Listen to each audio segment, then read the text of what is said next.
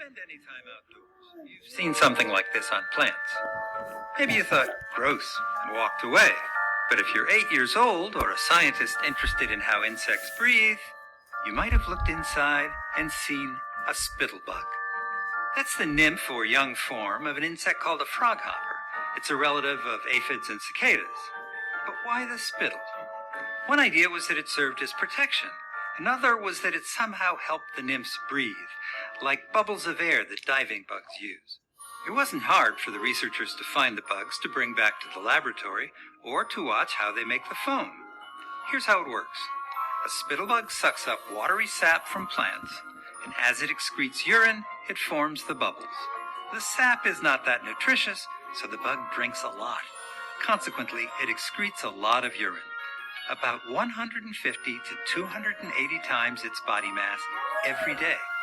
That would be about 2,700 gallons for body mass every day.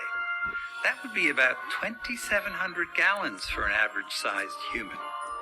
The foam creates a kind of cocoon for the young insect to grow, as well as offering protection from birds, wasps, and spiders. It has kind of a bitter taste. But the question for scientists was, does the nymph breathe through those bubbles? No, not usually. The bug sticks the tip of its abdomen up out of the foam as a kind of snorkel. You can see it just breaking the surface. Measurements of carbon dioxide in the bug's environment and oxygen in the bubbles show that it is breathing while it's snorkeling.